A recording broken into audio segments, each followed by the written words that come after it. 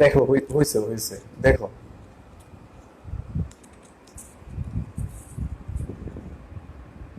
হুম, দেখো।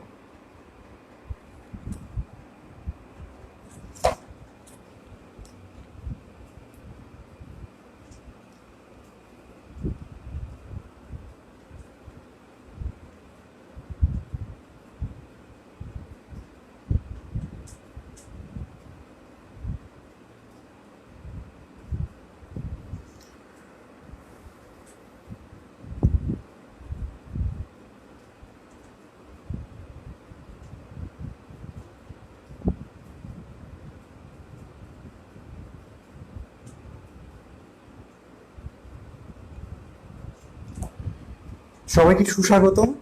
আমি doctor Kalyan, registrar Dhaka medical college হাসপাতাল। আপনাদের সার্জারি লং কেস সিরিজের আমার তৃতীয় class, obstructive jaundice due to কোলিডোকোলিথিয়াসে সবাইকে সুস্বাগতম জানাচ্ছি। আম, আজকের ক্লাসটা খুবই ইন্টারেস্টিং এবং আপনাদের জন্য খুবই গুরুত্বপূর্ণ, সবাই আশা করি উপকৃত হবে। সো আমরা ক্লাস শুরু করি, এমনিতেই অনেক দেরি হয়ে গেছে আজকে, ঢোকা যাচ্ছিল না আসলে নেট স্লো থাকায়। আম, যাই হোক, ক্লাস শুরু করে দিচ্ছি আমি তাহলে। ওকে, at first, jaundice. Jaundice means urinary discoloration of eyes and mucous membrane. You can say sclera and mucous membrane due to presence of excess bilirubin in the peripheral blood.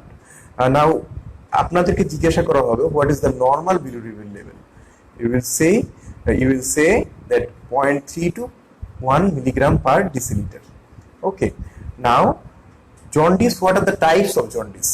Jaundice are of three types. One is prehepatic or hemolytic jaundice. Number two is hepatocellular or hepatic jaundice. And number three, that is our concern, that is called obstructive jaundice, also known as surgical jaundice or post-hepatic jaundice. Okay. এখন তাহলে দেখেন, এখান থেকে আপনাদের যে জিনিসটা জানার প্রয়োজন যে আমাদের কনসার্ন হচ্ছে এটা কি মেডিকেল জন্ডিস না এটা সার্জিক্যাল জন্ডিস। মেডিকেল জন্ডিস এবং সার্জিক্যাল জন্ডিস কে আমরা কতগুলো ডিফারেন্সিয়েটিং পয়েন্ট দিয়ে আলাদা করতে পারি। সার্জিক্যাল জন্ডিস মানে আমরা কি বুঝি, দেখেন আমাদের bile produced by the hepatocyte, then it flows through the biliary apparatus, then drain into the second part of the duodenum in its posterior medial wall. Bile যদি এর পাথওয়েতে এক্সট্রা হেপাটিক বিলিয়ারি অ্যাপারেটাসে কোথাও বাধাপ্রাপ্ত হয়, obstruction in the flow of bile, then we can call it obstructive jaundice or surgical jaundice. Okay, now এখন দেখেন এখান থেকে আপনাদের দুইটা জিনিস জানা খুবই প্রয়োজন। একটা হচ্ছে bilirubin metabolism and another is enterohepatic circulation of the bile salt, enterohepatic circulation of the bile. And bilirubin মেটাবলিজমটা আমি আপনাদেরকে একটু শর্টে করে বলে দিচ্ছি। দেখুন, আরবিসি লাইফ স্প্যান আমরা জানি 120 days. After 120 days, it is taken up by the reticuloendothelial system. You can say macrophage in the liver. So in the reticuloendothelial system, breakdown of RBC produce hemoglobin, and this hemoglobin, after breakdown of hemoglobin, it produces heme plus globin. By heme oxygenase, it converts into biliverdin. Now, by the help of biliverdin reductase, it is converted into the bilirubin that is in the liver. Then, in the plasma, this bilirubin combined with albumin, known as unconjugated bilirubin, that is again taken up by the hepatocyte. এবং যখন hepatocyte এটাকে take করলো তখন এটাকে glucuronidation হয়, bilirubin মোনোগ্লুকুরোনাইড bilirubin ডাইগ্লুকুরোনাইড হয়ে যায়। তো বিলিরুবিন মোনোগ্লুকুরোনাইড এবং ডাইগ্লুকুরোনাইড যখন হয়ে যায় তখন এটাকে আমরা বলি হচ্ছে conjugated bilirubin. That is our concern. Conjugated bilirubin এবং আনকনজুগেটেড বিলিরুবিন, যেটা আপনার অ্যালবুমিনের সাথে বাইন্ড করা ছিল, পার্থক্য হচ্ছে কনজুগেটেড বিলিরুবিনটা হচ্ছে water soluble and unconjugated bilirubin যেটা, সেটা হচ্ছে লিপিড সলিউবল। ওকে, সো যখন আপনার এটা ওয়াটার সলিউবল হইলো, then through the bile, then it enters into the intestine through the second part of the duodenum, through bile. Okay, যখন বাইলে গেল তখন স্মল ইন্টেস্টাইন লার্জ ইন্টেস্টাইনে যাওয়ার পরে এটা লার্জ ইন্টেস্টাইনের ব্যাকটেরিয়াল ফ্লোরা দিয়ে এটা ডাইজেশন হয়ে আবার গ্লুকুরোনাইড রিডাকটেসের মাধ্যমে গ্লুকুরোনাইড এটা থেকে রিলিজ হয়ে যায়। So it will convert into urobilinogen, then stercobilinogen and urobilin, then it is taken up by the kidney through the kidney and convert into urobilinogen, passes through the urine, and some amount of urobilinogen convert into stercobilinogen, and some form of urobilinogen and stercobilinogen passes through the stool also. So if you understand the main pathology of the bilirubin metabolism, you will understand all through the jaundice, that means medical jaundice, surgical jaundice. তাহলে দেখেন এখানে obstructive jaundice, এখানে আমরা কতগুলো জিনিস আমাদেরকে অবশ্যই খেয়াল করতে হবে যে অবস্ট্রাকটিভ জন্ডিসের কি কি কারণে হচ্ছে। আমরা এটাকে তিনটা ভাগে ভাগ করতে পারি। একটা হচ্ছে ইন দ্য লুমেন, আপনারা এইভাবেই অ্যান্সার করবেন, in the wall and outside the wall.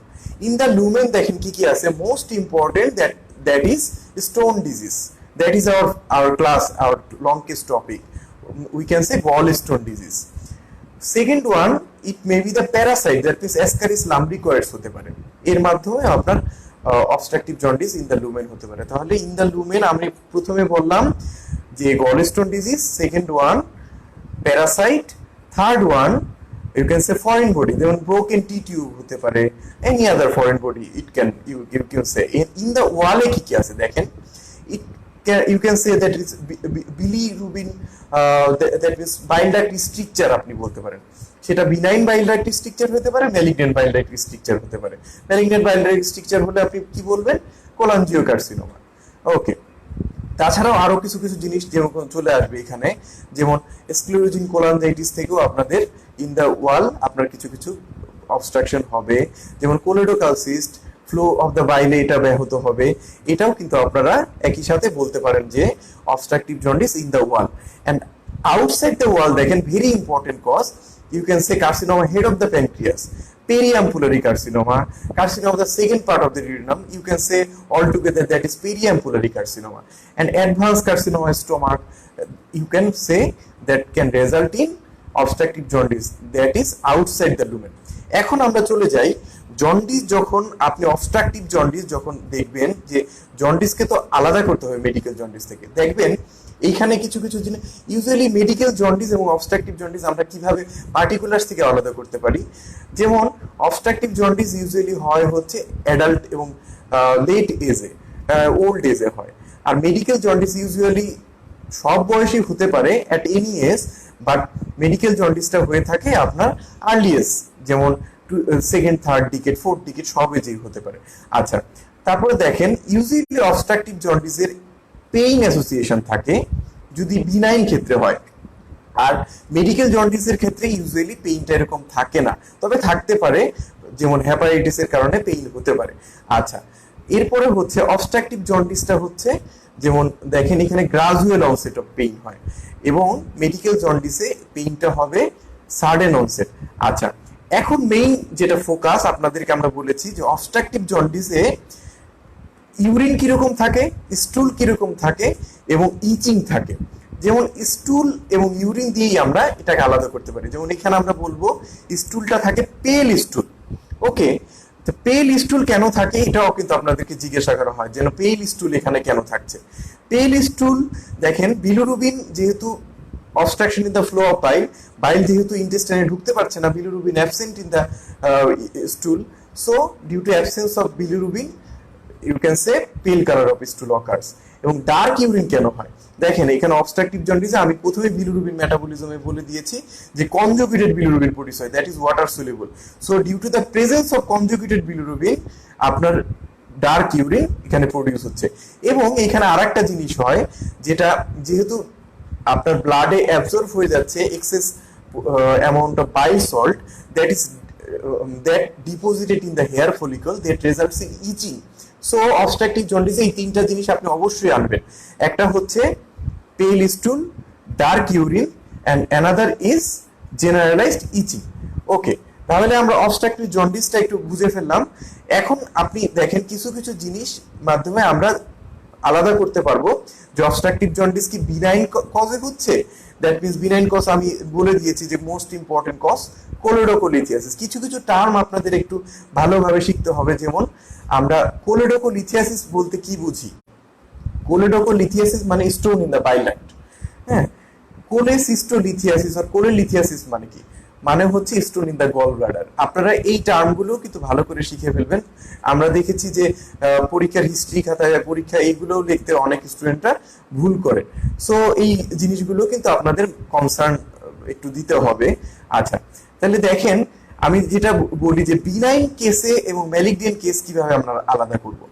Benign কেসে usually থাকে painful jaundice, that means jaundice associated with pain in case of benign cause of obstructive jaundice, এবং যেখানে আপনার malignant cause of obstructive jaundice থাকে সেখানে usually painless obstruction jaundice থাকে। তাহলে painful and painless একটা ইম্পর্টেন্ট, খুবই একটা ইম্পর্টেন্ট, যে আপনারা কিভাবে বুঝলেন যে এটা যে বিনাইন কজ। আপনি প্রথমেই বলবেন স্যার এটা পেইনফুল জন্ডিস, আর ম্যালিগন্যান্ট হলে একটু ইউজুয়ালি পেইনলেস জন্ডিস। তাছাড়া আরো কিছু কিছুর মাধ্যমে আলাদা করতে পারবেন। পেইনলেস জন্ডিস সাথেও এখানে ম্যালিগন্যান্ট কজ যদি হয়ে থাকে এখানে দেখবেন আপনার কোলেসিস্টোমেগালি থাকবে, that means gall bladder palpable থাকবে, আমরা পরবর্তীতে আসছি। আর বিনাইন কজে ইউজুয়ালি গল ব্লাডার পালপেবল থাকে না। তাছাড়াও loss of appetite, weight loss, এইগুলো ম্যালিগন্যান্ট জন্ডিসে থাকে, যেটা বিনাইন কজে থাকে না। বিনাইন কজে আরো কিছু জিনিস থাকে, যেমন কোলানজাইটিসের ফিচার থাকে, আমি পরবর্তীতে আসতেছি, যেটা ম্যালিগন্যান্ট কজে থাকে না। সো আপনি এখান থেকে বিনাইন এবং ম্যালিগন্যান্ট অবস্ট্রাকশন দুইটাই আলাদা করতে পারবেন। আচ্ছা, এখন নেচার অফ দ্য জন্ডিস, খুবই ইম্পর্টেন্ট একটা টপিকস, যে নেচার অফ দ্য জন্ডিসটা কি। যে নেচার অবস্ট্রাকটিভ জন্ডিস, সার্জিক্যাল জন্ডিসের তিনটা নেচার। প্রথমেই দেখেন তিনটা নেচারের মধ্যে কি কি আছে। One is fluctuating jaundice, second one intermittent jaundice, third one progressive jaundice. So intermittent জন্ডিসের কি কি কারণ আছে। ইন্টারমিটেন্ট জন্ডিস হয় কি, ইন্টারমিটেন্ট জন্ডিস বলতে আপনি কি বুঝেন। ইন্টারমিটেন্ট জন্ডিস বলতে আমরা বুঝি জন্ডিস শুরু হয়েছে এবং জন্ডিস বাড়ছে, আবার একদম জন্ডিস ফ্রি ইন্টারভেল হয়ে যাচ্ছে, মানে একদম জন্ডিসের ভেতরে আপনার নাই, জন্ডিস ফ্রি ইন্টারভেল চলে এসেছে। আবার আপনার ফ্লাকচুয়েটিং জন্ডিসটা হচ্ছে জন্ডিস ফ্রি কখনোই পেশেন্ট হবে না, jaundice in between the attack পেশেন্টের আপনার জন্ডিস থাকবে, কিন্তু পেশেন্ট কখনোই আপনার জন্ডিস ফ্রি থাকবে না, দ্যাট মিন্স বিলিরুবিন কখনোই বেস লাইনে টাচ করবে না। ওকে, আর প্রোগ্রেসিভ জন্ডিস হচ্ছে জন্ডিস বাড়তে থাকবে অথবা স্ট্যাটিক থাকবে, যেমন প্রোগ্রেস। এখন তাহলে ইন্টারমিটেন্ট জন্ডিসের প্রধান কজ হচ্ছে যেমন কোলেডোকোলিথিয়াসিস, ইন্টারমিটেন্ট জন্ডিস হয়। ফ্লাকচুয়েটিং জন্ডিসের একটা কজ যদি আপনাকে বলা হয়, দ্যাট মিন্স আপনি মনে রাখবেন পেরিয়াম্পুলারি কার্সিনোমা। কেন ফ্লাকচুয়েট করে এখানে, যে ফ্লাকচুয়েটিং জন্ডিস পেরিয়াম্পুলারিতে কার্সিনোমা হয় due to sloughing out of the malignant necrotic tissue, আপনার some amount of bile pass, so patient bilirubin improve, that means patient একটু জন্ডিস রিলিভ হয়, বাট কখনোই আবার বেস লাইনে টাচ করে না, যেহেতু আবার ম্যালিগন্যান্ট টিস্যু গ্রো করে যায়। আর ম্যালিগন্যান্ট জন্ডিসে যেটা হয় আপনার, যেমন carcinoma head of the pancreas, cholangio carcinoma, এইসবের প্রোগ্রেসিভ জন্ডিস থাকে। এইখানে কখনোই আপনার জন্ডিস বেস লাইনে আসবে না এবং প্রোগ্রেস করতে থাকবে, এবং যেহেতু external compression in the bile duct সবসময় একটা দিতে। আচ্ছা, তাহলে আমরা আমাদের আজকের টপিক যেটা কোলেডোকোলিথিয়াসিস চলে আসি। কোলেডোকোলিথিয়াসিসের আমরা প্রথমেই যেটা বলে দিয়েছি যে কোলেডোকোলিথিয়াসিস কতগুলো জিনিস আপনাকে বুঝতে হবে, যে stone in the bile duct, that means common bile duct, intrahepatic biliary apparatus হতে পারে। আচ্ছা, এখন দেখেন আপনি কোলেডোকোলিথিয়াসিস এখানে কয়েকটা টার্ম আমরা আমাদের প্রথমেই শিখে ফেলতে হবে। One is primary stone, CBD stone, primary common bile duct stone. Second one is secondary common bile duct stone. So what do you mean by primary common bile duct stone? That means stone form in the common bile duct. So stone not form in the another part that is migrated into the common bile duct, that is not primary. Primary stone is called, that is stone form in the common bile duct. Okay, and secondary common bile duct stone, you mean that secondary common bile duct stone যেটা হয়ে থাকে stone form in the gallbladder that migrate through the cystic duct into the biliary tree that result in obstructive jaundice. So secondary CBD stone এবং primary CBD stone বলতেও আপনারা কি বোঝায় সেটাকে বলতে। একই সাথে আরো দুইটা জিনিস চলে আসে, একটা হচ্ছে residual or retained stone, another is recurrent stone. এই দুইটা জিনিস আপনারা ভালো করে বুঝতে হবে যে রেসিডুয়াল এন্ড রিটেইনড স্টোন বলতে আপনাদের কি বোঝায়। রেসিডুয়াল এন্ড রিটেইনড স্টোন হচ্ছে, মনে করেন আপনি কোলেসিস্টেক্টমি করার 2 বছরের মধ্যে যদি আপনি কমন বাইল ডাক্ট স্টোন পান, তাহলে সেটাকে আমরা ধরে নেব সেটা রেসিডুয়াল অর রিটেইনড স্টোন। আপনাদের যদি কোনো কোশ্চেন থাকে এর মধ্যে জিজ্ঞাসা করবেন, আমি অ্যান্সার দিতে চেষ্টা করব। আর যদি রিকারেন্ট স্টোন মানে হচ্ছে after cholecystectomy, after 2 years of completion cholecystectomy যদি কমন বাইল ডাক্ট আপনার স্টোন ফর্ম হয়, that is called recurrent CBD stone. আচ্ছা, ইউজুয়ালি রিকারেন্ট সিবিডি স্টোন আর the primary common bile duct stone and residual or retained stone are the secondary common bile duct stone.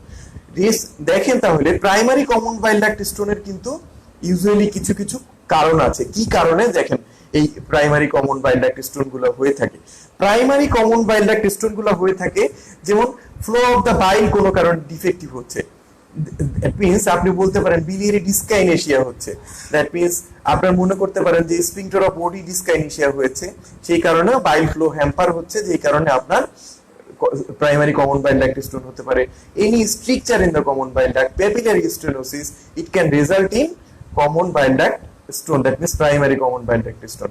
R secondary common bile duct stone কি কি কারণে হয়ে থাকে দেখেন, secondary common bile duct stone এবং gall stone disease যেই সব কারণে হয়, সেকেন্ডারি কমন বাইল ডাক্ট স্টোনও এই সব কারণে হয়ে থাকে। যাই হোক, নেট স্লো থাকার কারণে আমি স্লাইডগুলো দেখাইতে পারছি না, নেক্সট ক্লাস আমি দেখিয়ে দেব। আমি আপনারা আমার ক্লাস শুনলেই বুঝতে পারবেন, আসলে আপনাদের কভার আপ হয়ে যাবে। আচ্ছা, তাহলে দেখেন এখানে ইউজুয়ালি স্টোনের নেচারটা কিরকম থাকে। ইউজুয়ালি সিবিডি স্টোনের যেটা থাকে, প্রাইমারি কমন বাইল ডাক্ট স্টোনটা পিগমেন্ট স্টোন হয়। আপনারা জানেন যে গল স্টোন 3 ধরনের হয়। First one is pure cholesterol stone, second one is pigment stone. Pigment স্টোনের মধ্যে দুইটা টাইপ, একটা brown and black, and third one is mixed stone, that means mixture of cholesterol and the brown and black pigment stone. আমি এত কিছুতে যাচ্ছি না। এখন দেখেন সিবিডি স্টোন যদি হয়ে থাকে, আপনার কি কি ফিচার্স নিয়ে পেশেন্ট প্রেজেন্ট করে। 50% ক্ষেত্রে পেশেন্ট অ্যাসিম্পটোমেটিক থাকতে পারে, তাহলে 50% ক্ষেত্রে পেশেন্ট কোনো সিমটম ছাড়াই আপনাকে প্রেজেন্ট করতে পারে। সেকেন্ড কি কি ফিচার নিয়ে পেশেন্ট প্রেজেন্ট করে, জন্ডিস নিয়ে পেশেন্ট প্রেজেন্ট করতে পারে। তাহলে জন্ডিসের কি কি, এখানে ইন্টারমিডিয়েন্ট টাইপ অফ জন্ডিস হবে, আমি আগেই বলে দিয়েছি ইন্টারমিডিয়েন্ট টাইপ অফ জন্ডিস নিয়ে পেশেন্ট প্রেজেন্ট করতে পারে। তাছাড়া পেইন নিয়ে পেশেন্ট প্রেজেন্ট করতে পারে। এখন দেখেন যেটা গলস্টোন কলিকের জন্য যেটা ব্যথা হয়, that means intermediate of spasmodic pain, যেটা কন্টিনিউয়াস ইন নেচার না, এটা ইউজুয়ালি থাকে গল ব্লাডার কলিকের ক্ষেত্রে। গল ব্লাডারে দেখেন smooth muscle present, but CBD তে কিন্তু স্মুথ মাসেল নেই, যেটা আছে প্যাপিলারি মাসকুলার বলে আছে, দ্যাট মিন্স যেটা স্পিংটার অডিতে থাকে। সো স্পিংটার অডির স্পাজমের কারণে আপনি এখানে পেইন পেতে পারেন, that is persistent pain, persistent dull aching একটা পেইন পাবেন। কিন্তু কলিকি পেইন যদি থাকে, তাহলে আপনাকে বুঝতে হবে যে এটা গলস্টোন কলিকের জন্য, গলস্টোনের জন্য ব্যথাটা হচ্ছে যে স্টোনটা পরবর্তীতে পারসিস্টেন্ট পেইনের রেজাল্ট করেছে, that means it মাইগ্রেটস into the common bile duct through the cystic duct. হ্যাঁ, আচ্ছা, তাহলে দেখেন আমি প্রথমে বললাম অ্যাসিম্পটোমেটিক একটা গ্রুপ থাকতে পারে, সেকেন্ড ওয়ান জন্ডিস নিয়ে পেশেন্ট প্রেজেন্ট করতে পারে, পেইন নিয়ে প্রেজেন্ট করতে পারে, থার্ড কি নিয়ে পেশেন্ট প্রেজেন্ট করতে পারে, থার্ড যেটা নিয়ে পেশেন্ট প্রেজেন্ট করতে পারে যে সাইন সিমটম অফ কোলানজাইটিস। এখনই আমরা চলে যাব সাইন সিমটম অফ কোলানজাইটিসে কি নিয়ে থাকে। It is called Charcot's triad. Charcot's ট্রায়াডে কি কি থাকে আপনি দেখেন। চারকোস ট্রায়াড মানে কি বোঝায় যে অ্যাকিউট কোলানজাইটিস। চারকোস ট্রায়াডে 3টা component, one is intermittent jaundice, intermittent pain, fever with chills and rigor. তাহলে দেখেন এটা ডিনোট করে যে অ্যাকিউট কোলানজাইটিস। এখন দেখেন এই অ্যাকিউট কোলানজাইটিস এর সাথে যদি ব্যাকটেরিয়া হয়ে যায়, that can result in acute suppurative cholangitis. এটাকে আপনি বলতে পারেন, এটাকে বলা হয় রেনল্ডস পেন্টাট। দ্যাট মিন্স আপনি চারকোস ট্রায়াডে যে 3টা জিনিস আপনি যোগ করেছেন, এর সাথে আরো 2টা জিনিস যোগ করবেন, one is hypotension and second one is mental obtundation. তাহলে এর সাথে এটা হয়ে যাবে আপনার রেনল্ডস পেন্টাট। ওকে, তাহলে দেখেন কি কি নিয়ে পেশেন্ট প্রেজেন্ট করে। আমরা প্রথম হলো asymptomatic, jaundice, pain, Charcot's triad, Reynolds pentad. Another group present করতে পারা আপনার অ্যাকিউট প্যানক্রিয়াটাইটিস নিয়ে।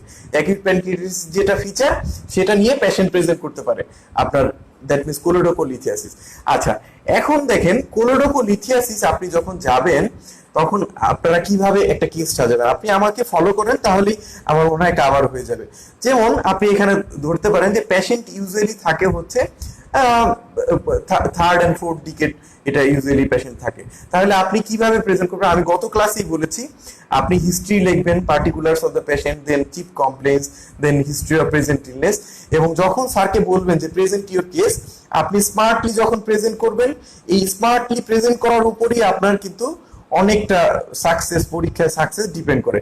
তাহলে দেখেন কিভাবে বলবেন যে mister Abdur Rahim, 30 years old, male, married Muslim businessman hailing from Brahmanbaria, got admitted in this hospital on 15th of this current month, and I have examined this patient on the same day at 9:30 p.m. Patient presented to me with features of, দেখেন এখানে কি দিয়ে present করবে, যে recurrent pain in the last 6 months. Second one, yellowish discoloration of eyes and skin for last 1 month. Yellowish discoloration of eyes and urine. দেখেন এইখানে আমি খুব সতর্কতার সাথে আমি কিন্তু বলি নেই যে আইজ এন্ড ইউরিন কিন্তু ইউলিশ কালারেশন বলবেন না আপনারা।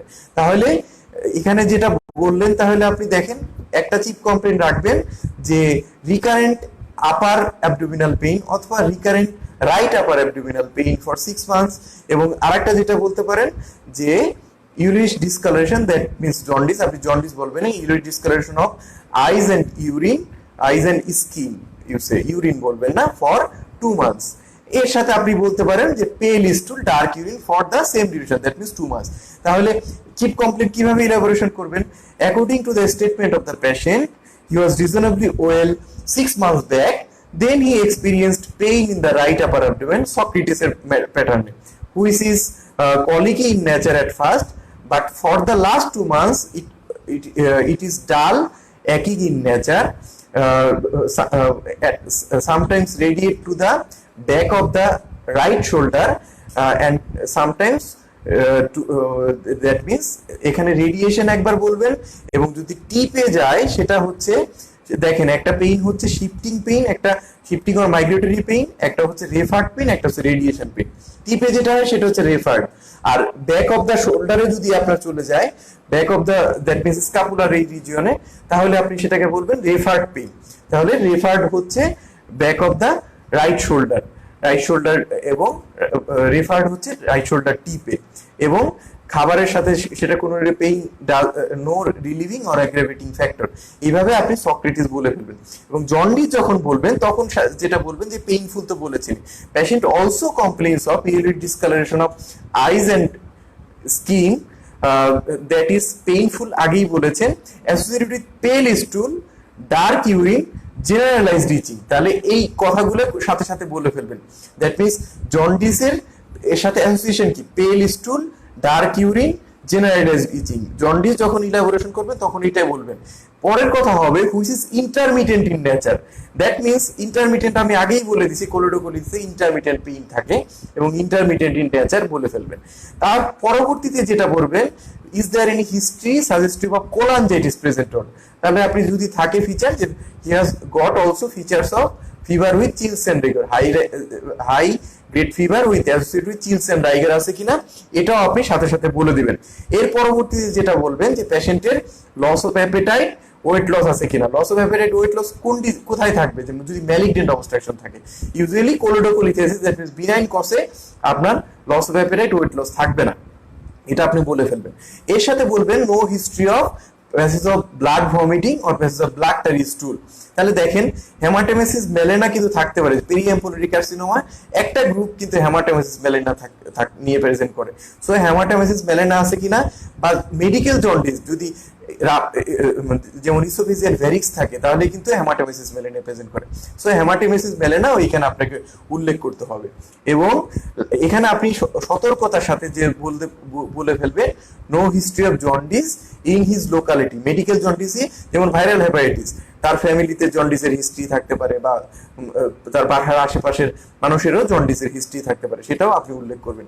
এবং পেশেন্টের ব্লাড ট্রান্সফিউশনের হিস্ট্রি আছে কিনা, যেমন যদি হেপাটাইটিস বি থাকে, সি থাকে, ব্লাড ট্রান্সফিউশন হেপাটাইটিস হিস্ট্রি অবশ্যই আপনাকে নিতে পারবেন। এবং লাস্টের লাইন, চিপ কমপ্লেইন ইলাবোরেশন করার সময় হিস্ট্রি অফ প্রেজেন্ট ইলনেসের সময় কি থাকবে, যে patient is whether it is his diabetic or not, normotensive or hypertensive, no history of contact with TB patient, যেটা বললাম। এরপরে হিস্ট্রি অফ প্রেজেন্ট ইলনেস বলে দিবেন, কোনো সিগনিফিকেন্ট ইলনেস থাকলে। এরপরে ড্রাগ হিস্ট্রি, অ্যালার্জিক হিস্ট্রি, আপনার ইমিউনাইজেশন হিস্ট্রি বলবেন। এরপরে আপনার যেমন ড্রাগ হিস্ট্রির ক্ষেত্রে এখানে অবশ্যই ইম্পর্টেন্ট, পেশেন্টের যেমন কোনো অ্যান্টি টিউবারকুলার ড্রাগ খাই কিনা। অ্যান্টি টিউবারকুলার ড্রাগের যেমন আইসোনিয়াজাইড, পাইরিজিনামাইড, এটা খুবই হ্যাপারোটক্সিক। এখানে কিন্তু উল্লেখ করতে হবে যে patient has no history of taking any anti tubercular drug as well as scabicidal drug. যেমন পেশেন্টের চুলকানি থাকতে পারে, স্কেবিস থাকতে পারে, সেখানে ড্রাগ হিস্ট্রিতে কোনো স্কেবিসাইডাল ড্রাগ পেশেন্ট নিচ্ছে কিনা সেটাও আপনি কশাসলি উল্লেখ করে দেবেন। আচ্ছা, এবং পেশেন্টের অ্যালার্জিক হিস্ট্রি আছে কিনা, যেমন patient has no history of allergy to any known drugs or food, এটাও আপনি কশাসলি উল্লেখ করে দেবেন। এরপর ফিজিক্যাল এক্সামিনেশন প্রথম পার্ট, যেটা জেনারেল এক্সামিনেশন। জেনারেল এক্সামিনেশনে পেশেন্ট ওয়েল অ্যালার্ট কিনা। এখন মনে করেন পেশেন্ট জন্ডিস হয়ে হেপাটিক এনকেফালোপ্যাথি হয়ে গেছে, তাহলে পেশেন্টের মেন্টাল স্ট্যাটাস কিরকম থাকবে, এটাও কিন্তু আপনাকে বলতে হবে যে পেশেন্ট ওয়েল অ্যালার্ট কিনা। তারপরে যেটা আপনি চলে যাবেন, যে এখানে পেশেন্ট যে পয়েন্টগুলো সবকিছু বলে দেবেন, যেমন প্রথমে হচ্ছে কি বলে অ্যাপিয়ারেন্স, বডি বিল্ড, কোঅপারেটিভ কিনা, ডিকিউবিটাস কিরকম, নিউট্রিশনাল স্ট্যাটাস কিরকম। এরপরে যেটা চলে যাবেন যে অ্যানিমিয়া, জন্ডিস। জন্ডিস অবশ্যই ডে লাইটে দেখতে হবে। স্যারকে বলবেন, sir I want to examine the jaundice this patient in the broad day light. কখনোই ওয়ার্ডের আলোতে দেখতে যাবেন না। এবং দেখবেন patient mild icteric, moderate icteric or severely icteric, এটা উল্লেখ করবেন।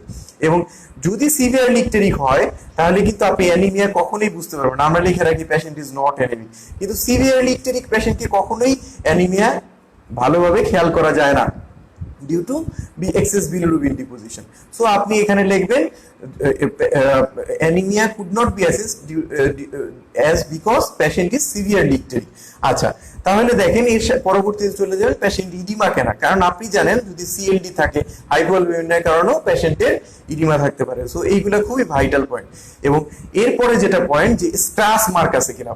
আপনার পুরা লিম্বে আপনি স্ক্র্যাচ মার্ক, ইচিং এর কারণে অনেক স্ক্র্যাচ মার্ক থাকতে পারে, আপনি স্ক্র্যাচ মার্কস আছে কিনা এইগুলো ভালোভাবে উল্লেখ করবেন। এরপরে ভাইটাল, যেমন pulse, blood pressure, respiratory rate, temperature, যেমন যদি কোলানজাইটিস থাকে, হাই গ্রেড ফিভার থাকতে পারে, সেটা আপনাকে ভালোভাবে উল্লেখ করতে পারবেন। এবং any stigmata of chronic liver disease আছে কিনা, দ্যাট মিনস স্পাইরাল লিভার থাকতে পারে, পামারি রাইথোমা থাকতে পারে, ক্লাবিং থাকতে পারে, ডুপুয়েট্রেন কন্ট্রাকচার থাকতে পারে, এবং গাইনোকমেশিয়া থাকতে পারে, টেস্টিস দেখতে হবে। এগুলো অবশ্যই আপনারা ভালো করে উল্লেখ করবেন যে নো স্টিগম্যাটা অফ সিএলডি প্রেজেন্ট। এখানে দেখেন অন্য হিস্ট্রি থেকে জন্ডিস পেশেন্টের যখন হিস্ট্রি দিবেন জেনারেল এক্সামিনেশনে, এই জিনিসগুলো বেশি বেশি করে উল্লেখ করতে হবে। যেমন স্ক্র্যাচ মার্কের কথা, any sign of stigmata of CLD, এবং জন্ডিস, অ্যানিমিয়া, ইডিমা, এইগুলো কিন্তু খুবই ভালোভাবে আপনার উল্লেখ করতে হবে। নিউট্রিশনাল স্ট্যাটাস খুব ইম্পর্টেন্ট। আচ্ছা, এরপরে আমরা চলে যাব যে local examination, that means abdomen examination. আমরা কি করব, ইন্সপেকশনে যেটা পাবেন যে অ্যাবডোমেনে স্ক্র্যাচ মার্ক প্রেজেন্ট, এটা আপনি ভালোভাবে উল্লেখ করে ফেলবেন। এরপর প্যালপেশনে যেটা, যদি দেখা যায় পেশেন্টের কোলানজাইটিস থাকে, তাহলে আপনি tenderness in the right hypochondrium আপনি পাবেন। কিন্তু ভালোভাবে খেয়াল করবেন, এইখানে কিন্তু মারফিস সাইন পাবেন না। আমি মারফিস সাইন কিভাবে দেখতে হয়, বা এটা যখন গলস্টোন ডিজিজ, দ্যাট মিনস কোলোলিথিয়াসিস পড়াবো, তখন এগুলো আলোচনা করে দেব। আচ্ছা, আজকের ক্লাসে এটা বলছি না। তাহলে মাসেল গার্ডিং রিজিডিটি আছে কিনা সুপারফিশিয়াল পালপেশনে ভালো করে উল্লেখ করবেন। এখন ডিপ পালপেশন বা অর্গান পালপেশনে যখন যাবেন, যে ওইখানে কোনো মাস পাওয়া যাচ্ছে কিনা। মাস যদি থাকে তাহলে সেটা carcinoma head of the pancreas হতে পারে, সেটা অ্যাডভান্স কার্সিনোমা স্টোমাক হতে পারে, এটাও মাথার মধ্যে আনতে হবে। তাহলে পরবর্তীতে যেটা দেখবেন, যে মাস এর পরে যেটা দেখবেন পেশেন্টের গল ব্লাডার পালপেবল কিনা।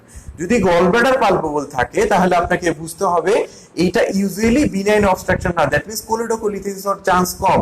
এটা কি হতে পারে, গল ব্লাডার কোলিসিস্টোমেগালি যদি থাকে, ইউজুয়ালি এটা ম্যালিগন্যান্ট অবস্ট্রাকশন। এটাকে আমরা যেটা বলি হোয়াট ইজ কোর-ভয়েজিয়ার্স ল। আপনাকে কিন্তু পরীক্ষায় খুবই frequently ask question, what is Courvoisier's law. Courvoisier's লটা হচ্ছে, in case of biliary obstruction due to malignancy, gallbladder is usually palpable. But in case of biliary obstruction due to stone disease, that means benign obstruction, gallbladder is seldom palpable. That means কদাচিৎ আপনার gallbladder palpable হয়, because it is usually shriveled by the previous attack. That means আমরা তো জানি যে most of the choledocholitis are secondary stone. আপনার primary common bile duct stone খুবই rare, আবার secondary bile duct common bile duct স্টোনে আপনার ইউজুয়ালি ক্রনিক কোলিসিস্টাইটিস থাকবে। তাহলে ক্রনিক কোলিসিস্টে ক্যালকুলাস কোলিসিস্টাইটিস তো গলব্লাডার আগেই ক্রনিক মানে ফাইব্রোসিস হয়ে যাবে। তো ফাইব্রোসিস হলে সেটা কিভাবে আপনার ডিস্টেন্ডেড হবে? তাহলে ডিস্টেন্সিয়াল হওয়ার চান্স নাই। তাহলে কোরবুজিয়াস লটা হচ্ছে যে gallbladder is seldom palpable in case of benign obstruction of the common bile duct because it is already shriveled.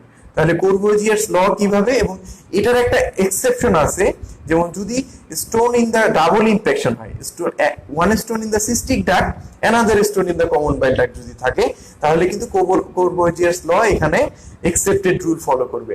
তাহলে দেখেন সিস্টিক ডাক্টে যদি স্টোন ইমপ্যাক্ট হয়ে যায়, তাহলে বাইল সেটা রিলিজ হচ্ছে না, বাইরে যাইতে পারছে না, গলব্লাডার ওয়াল থেকে মিউসিন রিলিজ হচ্ছে, তাহলে গলব্লাডার ডিস্টেন্ডেড হয়ে থাকবে, কোলেসিস্টোমেগালি পাবেন। একই সাথে যদি সিভিটি তে স্টোন থাকে, পেশেন্টের জন্ডিস পেতে পারেন, তাহলে গলব্লাডার পালপেবল পাবে। So double infection in the cystic duct and in the common bile duct, এটার ক্ষেত্রে কিন্তু আপনি ইউজুয়ালি কোরবুজিয়াস ল ফলো করবে না। তাহলে এইখানে এই পয়েন্টগুলো খুব ইম্পর্টেন্ট। তারপরে আপনি যেটা শিফটিং ডাললে পেশেন্টে অ্যাসাইটিস আছে কিনা, অ্যাসাইটিস ইউজুয়ালি ম্যালিগন্যান্ট অবস্ট্রাকশন থাকে, তাছাড়া হাইপোঅ্যালবুমিনিমিয়াও থাকতে পারে, এটা আপনি এখানে বলার দরকার নাই। এরপরে শিফটিং ডালনেসের সাথে আপার বর্ডার লিভার ডালনেস এটা আছে কিনা এটাও ভালো করে ফলো করবেন। তারপরে আপনি যেটা চলে যাবেন লাস্টে ডিজিটাল রেকটাল এক্সামিনেশন। মনে রাখবেন যে ডিজিটাল রেকটাল এক্সামিনেশন ছাড়া অ্যাবডোমেনে কখনোই কমপ্লিট হবে না। ডিজিটাল রেকটাল এক্সামিনেশন দেখে পেশেন্টের স্ক্রোটাম দ্যাট মিন্স টেস্টিস আপনি অবশ্যই ফলো করবেন যে টেস্টিস অ্যাট্রোফাইড কিনা। আপনারা জানেন সিএলডি তে টেস্টিস অ্যাট্রোফাইড হয়ে যায়, সো এটা দেখে আপনার হিস্ট্রি এখানে লোকাল এক্সামিনেশন শেষ করবেন। এরপর আদার সিস্টেমিক এক্সামিনেশন, আপনার রেসপিরেটরি সিস্টেম, কার্ডিওভাস্কুলার সিস্টেম, আমি বলেছি পয়েন্টগুলো অবশ্যই উল্লেখ করবেন, এগুলো শেষ করবেন। এরপরে স্যালিয়েন্ট ফিচার লিখবেন। স্যালিয়েন্ট ফিচার লেখা কিভাবে লিখতে হয় গত ক্লাসে আমি আলোচনা করেছি, এখানে আর সচরাচর যাচ্ছি না। এরপরে প্রভিশনাল ডায়াগনোসিস দেখেন, তাহলে আপনি আবার বলি ডায়াগনোসিসের পার্ট কয়টা? একটা হচ্ছে diagnosis proper, effect of the disease and comorbid disease, তাহলে তিনটা part. One is diagnosis proper. এখানে আমাদের ডায়াগনোসিস প্রপারটা কি? অবস্ট্রাকটিভ জন্ডিস কিন্তু ইফেক্ট অফ দ্য ডিজিজ, এখানে ডায়াগনোসিস প্রপার হচ্ছে choledocholithiasis. Effect of the disease হচ্ছে অবস্ট্রাকটিভ জন্ডিস। যদি কোলানজাইটিস থাকে উইথ কোলানজাইটিস আপনি বলতে পারেন, এবং পেশেন্টের যদি কোমরবিডিটিস থাকে, ডায়াবেটিস থাকে, হাইপারটেনশন থাকে, এর সাথে উল্লেখ করবেন। তাহলে কিভাবে বলবেন? Obstructive jaundice due to choledocholithiasis with hypertension, diabetes mellitus. যদি না থাকে তাহলে বলবেন না। তাহলে obstructive jaundice due to choledocholithiasis. তাহলে এটার ডিফারেন্সিয়াস কি? তাহলে দেখেন obstructive jaundice due to choledocholithiasis যেহেতু পেইনফুল জন্ডিস, আপনার প্রথম ডিফারেন্সিয়াস আসবে কিন্তু obstructive jaundice due to biliary ascariasis.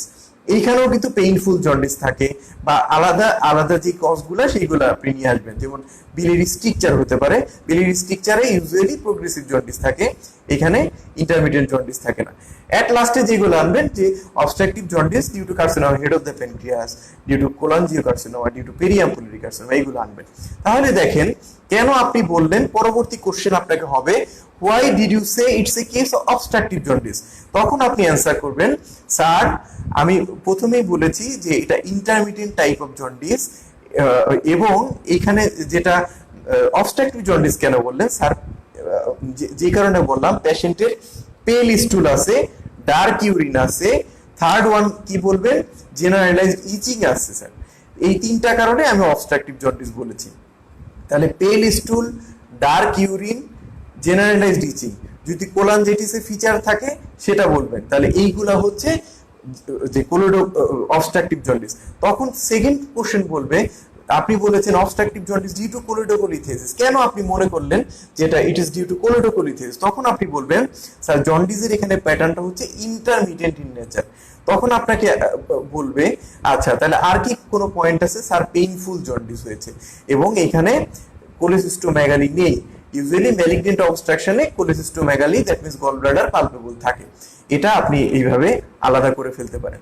আচ্ছা, এখানে আরেকটা কথা আপনাকে বলে দেই, এখানে লিভার পালপেবল কিন্তু আপনার কোলেস দ্যাট মিন্স ম্যালিগনেন্ট অবস্ট্রাকশনের ক্ষেত্রে পেতে পারেন, বা যদি ইমপ্যাক্টেড স্টোন থাকে সেই ক্ষেত্রেও পেতে পারেন। কিভাবে পেতে পারেন? ডিউ টু কোলেস্টেসিস, বাইল স্টেসিসের কারণে হেপাটোমেগালি আপনি পেতে পারেন। এটাও কিন্তু ফ্রিকুয়েন্টলি আস্কড কোশ্চেন, সো আপনাদেরকে এইগুলোও জানতে হবে ভালো করে।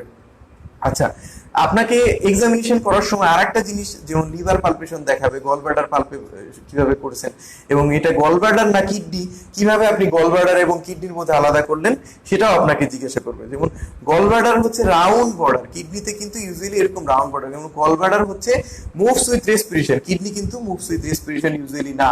এবং gall bladder upper wall merged with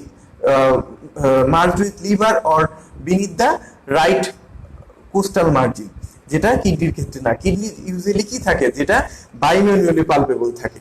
আচ্ছা, তাহলে কিভাবে কিডনি এবং গল ব্লাডার না সেটা আলাদা করবেন, এবং কি এটা কি গল ব্লাডার না এটা লিভার সেটাও কিন্তু আপনাদের জিজ্ঞাসা করে, এটাও আপনাদের জানতে হবে যে এটা কি গল ব্লাডার না লিভার। লিভার গল ব্লাডার যেসব পয়েন্ট আপনি পাবেন সেগুলো কিন্তু আপনাকে উল্লেখ করতে হবে। আচ্ছা, এখন আপনার ডায়াগনোসিস হইলো, তাহলে ডিফারেন্সিয়াল ডায়াগনোসিস কিভাবে এক্সক্লুড করবেন? কেন আপনি বললেন না যেটা obstructive jaundice due to biliary stricture or biliary ascariasis, আপনি কেন বললেন? ইন্টারমিটেন্ট জন্ডিস ইউজুয়ালি থাকে না, ইউজুয়ালি আপনার biliary ascariasis বা কোলোটোকোলিথিয়াস ক্লিনিক্যালি আলাদা করা কিন্তু খুবই ডিফিকাল্ট, কিন্তু ম্যালিগনেন্ট অবস্ট্রাকশন কিন্তু আপনি আলাদা করতে পারেন। এখানেও দেখেন ম্যালিগনেন্ট অবস্ট্রাকশনে পেইনলেস জন্ডিস থাকবে, অ্যানোরেক্সিয়া, ওয়েট লস থাকবে, যেটা বিনাইন অবস্ট্রাকশনে থাকবে না। আর হচ্ছে এর সাথে কোলেসিস্টোমেগালি থাকবে, হেপাটোমেগালি বা অ্যানাদার মাস লিশন, এইগুলো থাকতে পারে ম্যালিগনেন্ট অবস্ট্রাকশনের ক্ষেত্রে। তো এখন আপনি কি করতে চান? পরবর্তী question, what do you want to do next?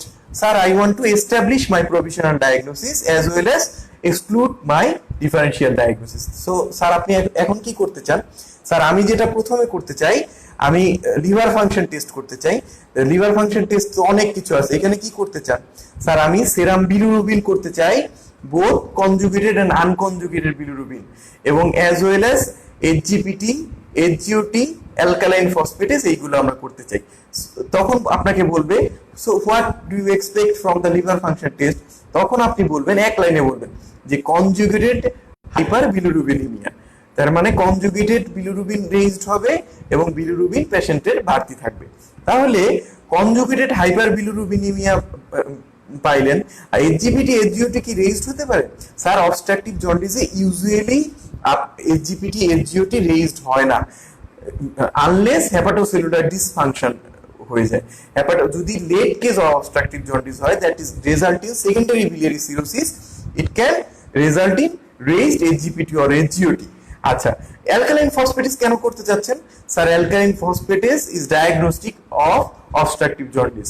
Alkaline phosphatase biliary ক্যানালিকুলিতে সেক্রেশন হয়। তাহলে biliary ক্যানালিকুলিতে সেক্রেশন হচ্ছে, বাইল ফ্লো অবস্ট্রাকশন হচ্ছে, alkaline phosphatase will be raised in case of obstructive jaundice, not in case of medical jaundice. তাহলে এইভাবে আমার পাইতে পারে। আর কি কোনো স্পেসিফিক টেস্ট আছে, এটাও জিজ্ঞাসা করতে পারে। তারপরে গামা গ্লুটামাইল ট্রান্সপেপটাইডেস, এটা জেনে রাখবেন, আমাদের দেশে এটা কস্ট ইফেক্টিভ, এটা সাধারণত করা হয় না। তাহলে অ্যালকালাইন ফসফেটেস থেকেও স্পেসিফিক টেস্ট হচ্ছে গামা গ্লুটামাইল ট্রান্সপেপটাইডেস। তাহলে এটা আপনি জেনে রাখবেন, বেরিলা পড়লে এইগুলো আপনারা ভালো করে জানতে পারবেন। আচ্ছা, তাছাড়া আর কি করতে চান? স্যার, আমি এখন ultrasonography of whole abdomen with special attention to the hepatobiliary system as well as pancreas. তো এটা কেন করতে যাচ্ছেন? স্যার, এটা থেকে আমি কয়েকটা জিনিস দেখতে পারবো। এট ফার্স্টে আমরা যেটা দেখতে পারবো, স্যার, গল ব্লাডারের কন্ডিশন বুঝতে পারবো। গল ব্লাডারে কি কি দেখবেন? স্যার, আমি কয়েকটা জিনিস দেখবো, আপনি সবগুলো কিন্তু জিজ্ঞাসা করে পরীক্ষায়। গল ব্লাডারের সাইজ দেখবো। স্যার, গল ব্লাডার কি নর্মাল সাইজ, না ডিস্টেন্ডেড, না কন্ট্রাক্টেড? তাহলে কন্ট্রাক্টেড ফাইব্রোসড হয়ে যাবে ক্রনিক কোলেসিস্টাইটিসে, এবং any that means bright echogenic structure casting posterior acoustic shadow. এই লাইনটা, bright echogenic structure casting posterior acoustic shadow, কোন ডিজিজে পাওয়া যায়? এটা আপনার পাওয়া যায় কোলেস্টোন present in the gallbladder lumen. তাহলে যদি স্টোন থাকে, the bright echogenic structure casting distal acoustic shadow, এটা আপনি পেতে পারেন। অ্যাজ ওয়েল অ্যাজ ওয়াল থিকনেস আমরা বুঝতে পারি। ওয়াল থিকনেস কিসে বাড়বে? অ্যাকিউট কোলেসিস্টাইটিসে বাড়বে। আচ্ছা, তা আর কি দেখবেন আমি স্যার? বিলিয়ারি ট্রি দেখতে পারবো। ইউজুয়ালি বিলিয়ারি ট্রি গলব্লাডারে যেমন লোয়ার পার্ট ছাড়া সুপ্রাডিউরিনাল পার্ট অফ দা, আপনাদেরকে বলে দিই, কমন বাইল ডাক্টের 4টা part. One is supraduodenal, second is retroduodenal, one is intraduodenal, fourth one is transduodenal. তাহলে 4টা part: supraduodenal, retroduodenal, intraduodenal, transduodenal. Supraduodenal part কিন্তু আল্ট্রাসোনোগ্রাফি যদি এক্সপার্ট হয় এবং তাহলে কিন্তু ভালোই বোঝা যায় সুপ্রাডিউরিনাল পার্টের কোনো যদি স্টোন থাকে। বাট রেট্রোডিউরিনাল পার্টের স্টোন কিন্তু আপনার আল্ট্রাসোনোগ্রাফিতে ভালো বোঝা যায় না। সো আল্ট্রাসোনোগ্রাফিতে এখানে আপনি কি বুঝতে পারবেন? Sir any stone in the common bile duct আছে কিনা এটা আমি বুঝতে পারবো, as well age common bile duct কোনো ডাইলেটেড কিনা সেটা আমি বুঝতে পারবো, ইন্ট্রাহেপাটিক বিলিয়ারি ট্রি ডাইলেটেড কিনা সেটাও আমি বুঝতে পারবো স্যার। তাছাড়া কোনো সাসপিশিয়াসনেস বলছে কিনা স্টোন ডিজিজ বা অ্যানাদার মাস লিশন আছে কিনা সেটা আমরা বুঝতে পারবি। এরপর আপনি কি দেখবেন? স্যার আমি লিভার দেখবো আল্ট্রাসোনোগ্রাফিতে। লিভারে কি বুঝতে পারবেন? লিভারে কোনো মাস লিশন, সিস্টিক লিশন আছে কিনা এটা বুঝতে পারবো, বা ইন্ট্রাহেপাটিক বিলিয়ারি ট্রি ডাইলেটেড কিনা সেটাও আমরা বুঝতে পারবো। আচ্ছা, আপনাদের প্রশ্ন থাকলে এর সাথে সাথে করবেন, আমি অ্যান্সার দিতে চেষ্টা করবো। প্রথমে আমি বলে নিই, পরে অ্যান্সার সেকশনে যাব। আচ্ছা, এরপরে আপনি কি দেখবেন? স্যার আমি প্যানক্রিয়াসও দেখবো, যেহেতু প্যানক্রিয়াটাইটিসও একটা কোলিডোকোলিথিসের একটা ইফেক্ট হয়। প্যানক্রিয়াসের ডাক্টের কোনো স্টোন আছে কিনা, এর সাথে সিনক্রোনাসলি বা প্যানক্রিয়াটাইটিসের কোনো এভিডেন্স আছে কিনা সেটাও কিন্তু আমরা এর থেকে ভালো করে বুঝতে পারবো। আচ্ছা, তাহলে আর কি কিছু করতে চান? স্যার আমি আর একটা টেস্ট করতে পারি, সেটা হচ্ছে এমআরসিপি। কেন আপনি এমআরসিপি? এমআরসিপি বলতে কি বোঝেন? স্যার এমআরসিপি বলতে আমি বুঝি ম্যাগনেটিক রেজোনেন্স কোলাঞ্জিওপ্যানক্রিয়াটোগ্রাফি। কেন এটা করতে চান? স্যার এটা নন ইনভেসিভ টেস্ট, কোনো কন্ট্রাস্ট লাগে না, এখানে বাইলি কন্ট্রাস্ট মিডিয়া হিসেবে কাজ করে, কোনো রেডিয়েশন এক্সপোজার নাই, এবং একদম পারফেক্ট বিলিয়ারি ম্যাপিং, এই কথাটাই বলবেন। পারফেক্ট বিলিয়ারি ম্যাপিং জানার জন্য আমার এমআরসিপি স্যার আইডিয়াল টেস্ট। যদি সাসপিশিয়াসনেস বলে, কোনো স্টোন ডিজিজ কনফিডেন্টলি আল্ট্রাসোনোগ্রাফিতে না বলে, তাহলে আপনি কিন্তু এমআরসিপি পরবর্তীতে উল্লেখ করবেন যে I want to do MRCP. তাহলে এখন কি করতে চান? স্যার যেহেতু আমি এস্টাবলিশ করেছি, তাহলে এখন আমি ট্রিটমেন্টে চলে যেতে চাই। ট্রিটমেন্ট তাহলে কিভাবে যাইতে চান? এখানে আরেকটা কথা বলে দিই, যেমন ইআরসিপির একটা রোল আছে। ইআরসিপি মানে কি বোঝা যায়? এন্ডোস্কোপি রেট্রোগ্রেড কোলাঞ্জিওপ্যানক্রিয়াটোগ্রাফি, অনেকে বলা হয়, নিউলি বলা হয় endoscopic retrograde cannulation of papilla of Vater. এটাও কিন্তু আপনার ইআরসিপি মানে বোঝা যায়। ইআরসিপি আপনার ডায়াগনস্টিক এবং এটার স্পেসিফিসিটি সেন্সিটিভিটি কিন্তু 90% এবং 100% sensitivity and specificity. So ERCP কিন্তু both diagnostic and therapeutic, but এটার কিছু কমপ্লিকেশনও আছে। শুধু ডায়াগনস্টিক পারপাসে আমাদের একদম ডেফিনিটিভ ইন্ডিকেশন না থাকলে আমরা ইউজুয়ালি ইআরসিপি ইউজ করব না, যদি না থেরাপিউটিক কোনো বেনিফিট দিয়ে থাকে। আচ্ছা, তাহলে এরপরে আপনি কি করবেন? স্যার এখন আমি ট্রিটমেন্ট করব। আচ্ছা, এইখানে যেটা চলে আসবে যে স্যার এখন আমি প্রিপেয়ার করব। একটা জন্ডিস পেশেন্ট কিভাবে প্রিপেয়ার করেন, এটা কিন্তু ভেরি ভেরি, আপনি এটাকে 5 স্টার দিতে পারেন যে এটা preparation of the jaundice patient কি করা হয়। তাহলে আপনি এটাকে কয়েকটা ব্রড হেডিং এ ভাগ করে ফেলতে পারেন। দেখেন, জন্ডিস পেশেন্ট যদি থাকে, ইউজুয়ালি কোলিডোকোলিথেন্সে এত প্রোফাউন্ড ইফেক্ট হয় না, কিন্তু ম্যালিগন্যান্ট জন্ডিসের কিন্তু খুবই প্রোফাউন্ড ইফেক্ট হয়। তাহলে লিভারের প্রথম কাজ হচ্ছে পেশেন্টের গ্লাইকোজেন স্টোর করা। যদি অবস্ট্রাকটিভ জন্ডিসের পেশেন্ট কিন্তু গ্লাইকোজেন ডিপ্লেশন হয়, গ্লাইকোজেন স্টোরটা থাকে না। সো পেশেন্টকে আপনি বেশি করে গ্লুকোজ খেতে দিবেন, সেটা এন্টারাল রুট হচ্ছে প্রিফারেবল, না হলে প্যারেন্টাল রুট। আপনি পেশেন্ট যদি খেতে না পারে তাহলে প্যারেন্টাল রুট চয়েস করবেন গ্লাইকোজেন স্টোরটাকে রিপ্লেনিশ করার জন্য, দ্যাট মিন্স আবার স্টোরটাকে বাড়ানোর জন্য। ফার্স্ট গ্লাইকোজেন স্টোরটাকে বাড়াইলেন, তাহলে সেকেন্ড ওয়ান কি, পেশেন্ট ডিহাইড্রেট থাকে, ফ্লুইড ডিপ্লেশন থাকে, তা পেশেন্টকে ফ্লুইড কারেকশন করবেন। দ্যাট মিন্স পেশেন্টকে ফ্লুইড ওরালি ইনটেক করবেন, বা পেশেন্টকে যেটা করবেন যে আপনার ইন্ট্রাভেনাস ফ্লুইড দিবেন। আচ্ছা, থার্ড ওয়ান হচ্ছে is very much important, correction of coagulopathy. Obstructive জন্ডিসের পেশেন্টের কিন্তু অবশ্যই যেটা আপনাকে দেখতে হবে, আমি সব ক্লাসে বলে থাকি, the effect of the disease দেখার জন্য এখানে কিন্তু আরো কিছু ইনভেস্টিগেশন আপনারা করবেন, যেমন প্রোথ্রম্বিন টাইম এবং prothrombin time with INR, serum protein, serum albumin, serum electrolyte, এইটা অবশ্যই করতে হবে। যে এখন আপনি বলেন হোয়াট ইজ প্রথমবিন টাইম, আপনাকে কিন্তু জিজ্ঞাসা করবে স্যার প্রথমবিন টাইম যেটা আমি যে পেশেন্টের ব্লাড ক্লট হতে যত সময় লাগে সেটাই হচ্ছে প্রথমবিন টাইম।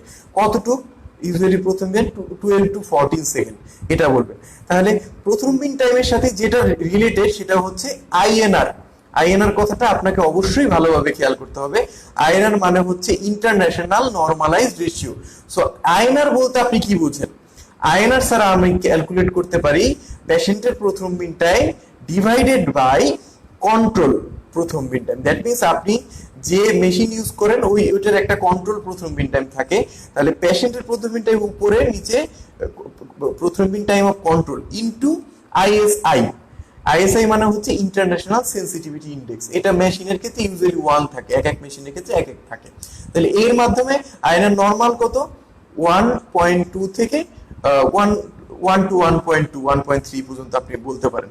তার মানে দেখেন কারো পেশেন্টের আইএনআর বলতে কি বোঝেন? যদি পেশেন্টের মানে যদি দেখেন আইএনআর আমার খুবই কম, যে 1 এর নিচে হয়ে গেছে, তার মানে বুঝবেন তার ব্লাড কোয়াগুলেশন হওয়ার চান্স খুবই বেশি। আর যদি দেখেন আইএনআর রেইজ 2.5 হয়ে গেছে, তার মানে বুঝবেন যে তার ব্লাড হচ্ছে thin. That means blood thinning agent use করা হচ্ছে। ব্লাড থিনিং এজেন্ট আমরা কখন ইউজ করি? পেশেন্টের যদি যেসব ক্ষেথে পেশেন্টের রক্ত জমাট বাঁধলে ক্ষতি হওয়ার চান্স থাকে, যেমন মাইক্রোরিক ইনফাকশন হতে পারে, ইসকেমিক স্ট্রোক হতে পারে, পেশেন্টের ভেনাস থ্রম্বোসিস হতে পারে, সেই ক্ষেত্রে আমরা কিন্তু ব্লাড থিনিং এজেন্ট ইউজ করে থাকি। আপনারা জানেন কি ব্লাড থিনিং এজেন্ট কি কি আছে? যেমন আপনার হতে পারে অ্যাসপিরিন, ক্লোপিডোগ্রেল হতে পারে, that means platelet lowering agent. আরো কিছু হতে পারে যেটা হচ্ছে অ্যান্টিকোয়াগুলেন্ট, ওয়ারফারিন, হেপারিন থেরাপি হতে পারে।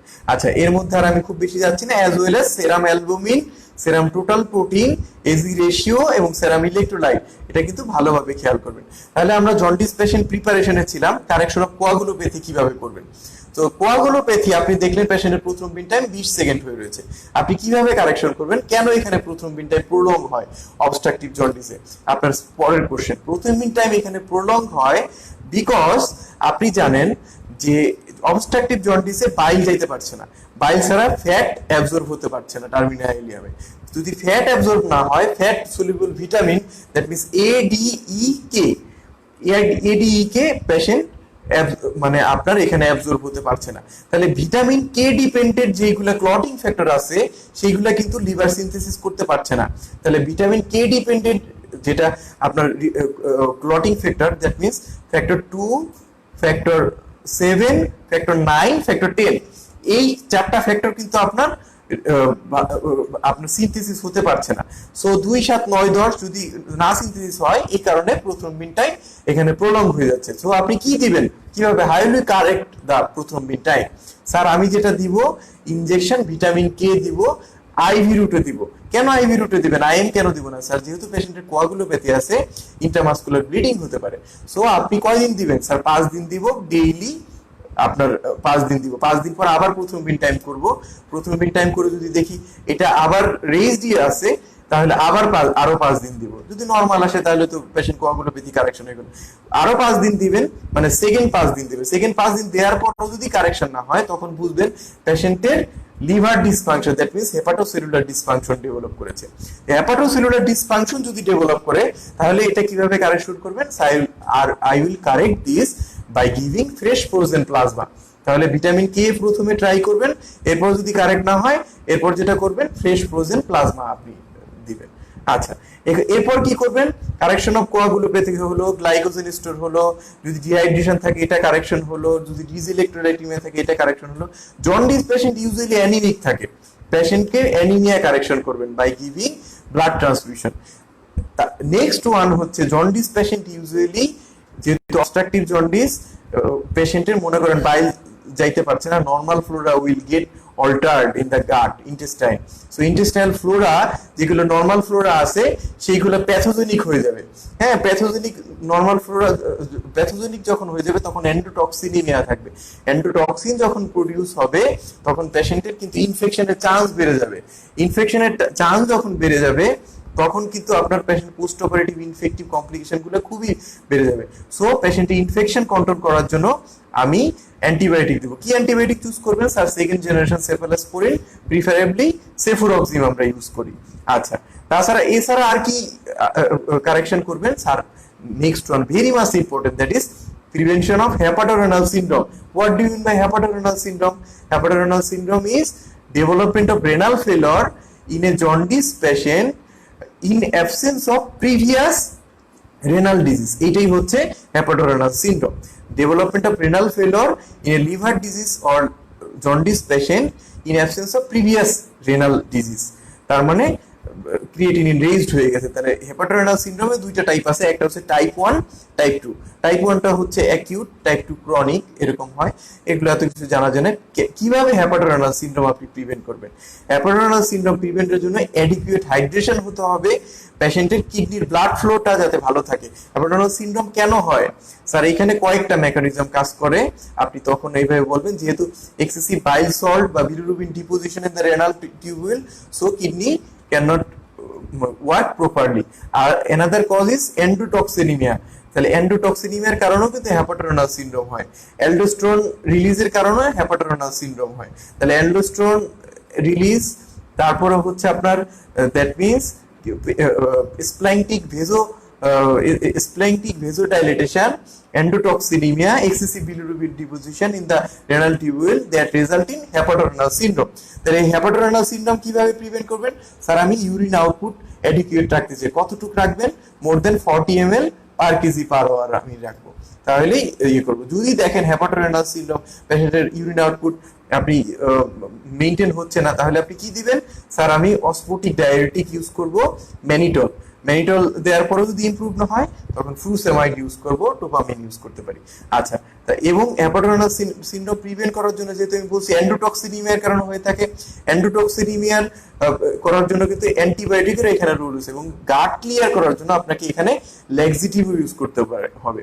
এটাও কিন্তু হেপাটোরেনাল সিনড্রোম প্রিভেন্ট করে। ল্যাক্সিটিভ যদি আপনি ইউজ করেন, নরমাল ফ্লোরা যেগুলো প্যাথোজেনিক হয়েছে সেটা স্টুলের সাথে পাস হয়ে যাবে, আপনার এন্ডোটক্সিন গুলো আপনার ডিমিনিশড হয়ে যাবে।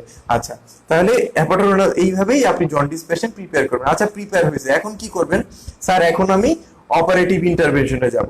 কি অপারেশন করবেন স্যার? তখন বলবেন sir operation depends on our available facility and some factor. যেমন কি ফ্যাক্টরের উপর ডিপেন্ড করে? এইখানে যদি দেখেন যে পেশেন্টের স্টোন যেটা সিবিটিতে আছে, সেই স্টোনের size more than 15 millimetre, that means 1.5 centimetre, বা পেশেন্টের যদি মাল্টিপল স্টোন থাকে, ইন্ট্রাহ্যাপাটিক বিলিয়ারি ট্রিতে স্টোন থাকে, পেশেন্টের বিলিয়ারি স্ট্রিকচার থাকে, পেশেন্টের এর আগে পার্শিয়াল গ্যাস্ট্রিকটমি, দ্যাট মিন্স বিলো 2 গ্যাস্ট্রিকটমি হয়েছে, তাহলে কিন্তু আপনি, যেটা আমি বলতে চাচ্ছি, ইআরসিপি করতে পারবেন না।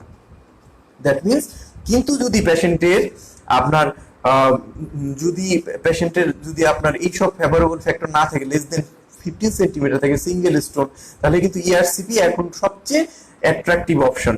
তাহলে আপনি কি বলবেন স্যার? আমি যেটা করব, ERCP papillotomy with Dormia basket stone clearance with laparoscopic cholecystectomy, এইটা আপনি এক বলবেন। তার মানে ERCP stone removal with laparoscopic cholecystectomy is your first choice.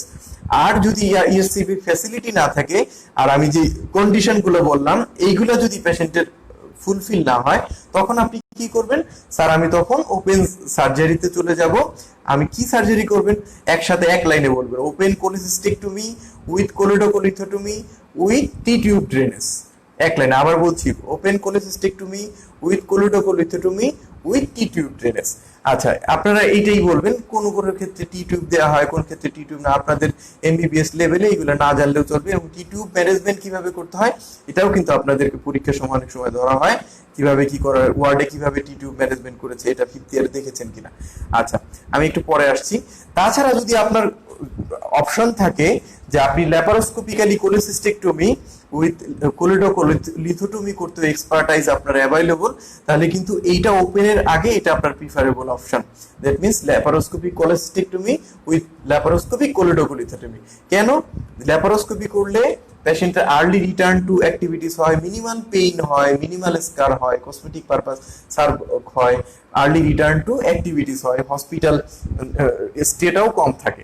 So laparoscopy যদি অপশন আপনি থাকে expertise available, laparoscopy cholecystectomy with choledocholithotomy বলা হয়। তাহলে দেখেন কোলিডোকোলিথোটমি মানে কি, কোলেসিস্টেক্টমি মানে কি, excision of the surgical excision and removal of the common surgical excision and removal of the gallbladder, that is called cholecystectomy. And choledocholectomy মানে কি, sir, I will open the gallbladder by choledochotomy, then I will retrieve the stone through the choledochotomy opening, then I will close the common bile duct by primarily, or I will leave a T tube in the common bile duct. তাহলে কি করবেন, টি tube থাকলো, sir আমি যেটা করব যে 7 দিন থেকে আপনার দুইটা মেথডই করা হয়, যেমন 7 ডে থেকে আপনি ক্লাম্পিং শুরু করবেন, 4 ঘন্টা, 8 ঘন্টা, 12 ঘন্টা এইভাবে ক্লাম্পিং করে করে খেয়াল করবেন যে যখন ক্লাম্পিং করলেন তখন পেশেন্টের ব্যথা হচ্ছে কিনা, পেশেন্টের ফিভার, চিলস এন্ড রাইগর হচ্ছে কিনা, যদি এবং পাইল ফ্লো কি বলে এগুলো যদি না থাকে তাহলে 10 পোস্ট অপারেটিভ ডেতে আপনি একটা টি টিউব কোলাঞ্জিওগ্রাম করবেন। টি টিউব কোলাঞ্জিওগ্রাম করে কি দেখবেন যে রেসিডুয়াল ইমপ্যাক্টেড স্টোন আছে কিনা। রেসিডুয়াল ইমপ্যাক্টেড স্টোন যদি না থাকে, by slow sustain gentle traction you will retrieve the T tube. আরেকটা যেটা বলে যে আরেকটা মেথড আপনারা করতে পারবেন, যেটা অনেক আরেকটা ডুয়াল স্কুল অফ থট আছে, 7 পোস্ট অপারেটিভ ডেতেও কিন্তু আপনার কি বলে যে টি টিউব কোলাঞ্জিওগ্রাম করা হয়। যদি কোনো রেসিডুয়াল স্টোন না থাকে, কোনো নেগেটিভ শ্যাডো না থাকে, আপনি ক্লাম্পিং শুরু করবেন, তারপর 10 ডেতে আপনি খুলে দেবেন, এটাও করা বলা হয়। আগের যেটা বলা হয়েছে যে 14 ডে পর্যন্ত আপনার রাখা হয়, কিন্তু 14 ডে কখন রাখবেন, যদি ইমিউনো কম্প্রোমাইজ থাকে, ডায়াবেটিস থাকে, তাহলে কিন্তু পেশেন্টকে ট্রাক্ট ম্যাচুরেশনের জন্য, টি টিউব ট্রাক্ট ম্যাচুরেশনের জন্য আপনার 14 ডে এখানে রাখা হয় টি টিউবটা। আচ্ছা, এরপরে যেটা থাকবেন, আপনি দেখলেন স্যার এর পরবর্তী কোশ্চেন যে রেসিডুয়াল অর রিটেইনড স্টোন, আপনি দেখতে পারলেন যে টি টিউব কোলাঞ্জিওগ্রাম করে দেখলেন যে এখানে রেসিডুয়াল বা রিটেইনড স্টোন আছে, তাহলে এটা কিভাবে ম্যানেজ করবেন? স্যার এটা ম্যানেজ করার জন্য কতগুলা টেকনিক আছে, আপনি সবগুলা টেকনিকে আপনি জানবেন। একটা হচ্ছে মেকানিক্যাল ফ্লাশিং উইথ হেপারিনাইজড সলিউশন, এটা আপনি করতে পারেন। সেকেন্ড ওয়ান ইজ, আমি এটা ডিটেইলসে যাচ্ছি না, হেপারিনাইজ স্যালাইন দিয়ে করতে পারেন। কন্টাক্ট ডিসোলিউশন টেকনিক, একটা এমটিবিএ, মিথাইল টারবিউটার ইথার, এই দুইটা অপশন খুব জনপ্রিয় না। আমি থার্ড যেটা বলবো যে আমি যেটাকে বলা হয় বার হেন টেকনিক। বার হেন টেকনিক কি স্যার? এটা আমি পেশেন্টকে স্যার ছুটি দিয়ে দিব, পেশেন্টের 4 to 6 উইকস পরে যখন টি টিউব ট্রাক ম্যাচুরেশন হবে, তখন থ্রো টি টিউব ট্রাক আমি ওয়্যার অথবা কোলিডোস্কোপির মাধ্যমে যেটা রেসিডুয়াল স্টোন আছে সেটা আমি রিমুভ করতে পারি। এটাকেই বলা হয় বার হ্যান্ড টেকনিক। যদি এটা ফেল করে তাহলে আপনি যেটা করতে পারবেন, ইআরসিপি স্টোন রিমুভাল করতে পারেন। যদি ইআরসিপি স্টোন রিমুভাল ফেল করে তাহলে আপনি laparoscopic choledocholithotomy or open choledocholithotomy আবার করতে পারেন। আচ্ছা, তাহলে দেখছেন কতগুলো অপশন। একটা হচ্ছে ফার্স্টে বললাম যে mechanical flushing with normal saline, heparinise saline. Second one contact dissolving agent, MTB use করা হয়। Third one Burhenne technique. Fourth one ERCP stone extraction. Fifth one laparoscopic cholecystectomy or open laparoscopic choledocholectomy or open choledocholectomy। এই জিনিসগুলো আপনার gradually চলে আসবে। এছাড়া cholecystectomy choledocholectomy কি complication হতে পারে এগুলো যখন আপনাদের গলস্টোন ডিজিজ পড়াবো তখন আমি ধীরে ধীরে আলোচনা করব। আমি আমার ক্লাসের একদম শেষ পর্যায়ে চলে এসেছি। আপনাদের কি কোশ্চেন আছে আমি একটু দেখছি, যদি কোশ্চেন না থাকে আমি শেষ করব। এটা ফেল করে তাহলে আপনি যেটা করতে পারবেন, ERCP stone removal, laparoscopic choledocholithotomy or open choledocholithotomy আবার করতে পারেন। আচ্ছা, তাহলে দেখছেন কতগুলো অপশন। একটা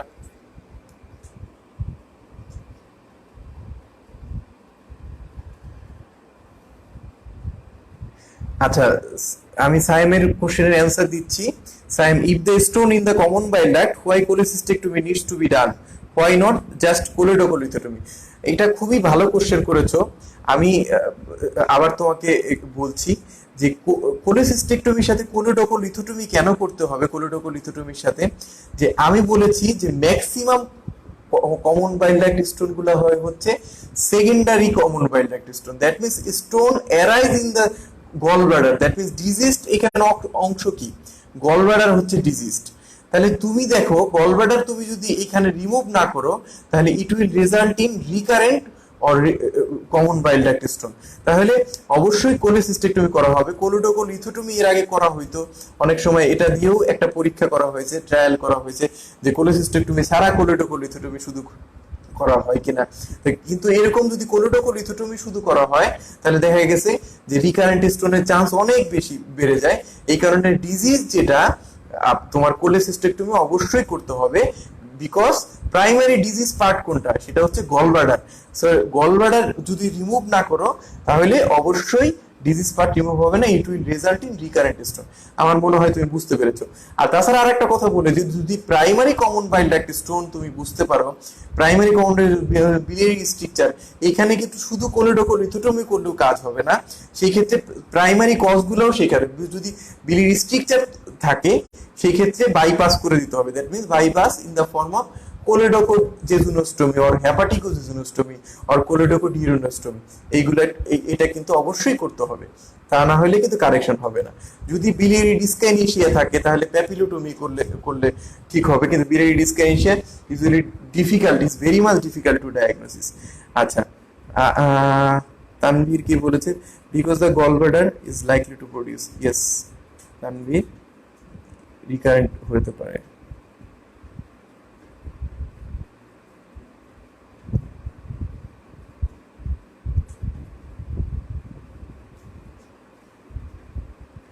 আচ্ছা, thank you doctor Shaon for your nice question. How MRCP can differentiate a biliary stone disease from clot or pneumobilia? Actually, clot এবং নিউমোবিলিয়ার সাথে এমআরসিপি কিন্তু খুব অ্যাক্টিভলি ডিফারেন্সিয়েট করতে পারে না। এমআরসিপি কিন্তু এটা একটা পিটফল যে এমআরসিপি কিন্তু বিলিয়ারি স্টোন না এটা ক্লট আর নিউমোবিলিয়া কিনা এটা কিন্তু বুঝতে পারবে না। এই কারণে আমরা যেটা টিটিউব কোলাঞ্জিওগ্রাম যদি করার পরে অনেক সময় ফিলিং ডিফেক্ট দেখি টিটিউব কোলাঞ্জিওগ্রামে, এটা কিন্তু ব্লাড ক্লট হতে পারে অথবা নিউমোবিলিয়া হতে পারে অথবা রেসিডুয়াল স্টোন হতে পারে। ইউজুয়ালি যদি আমরা ক্লাম্পিং করি, ক্লাম্পিং এর ফলে যেটা স্টোন ন্যাচারালি ইউজুয়ালি পাস হয় না, ইউজুয়ালি ক্লট থাকলে বা নিউমোবিলিয়া থাকলে এটা রিলিজ হয়ে যায়। Thank you all, thank you for your excellent cooperation, thank you for having patience. Now আমি শেষ করছি। Thank you very much.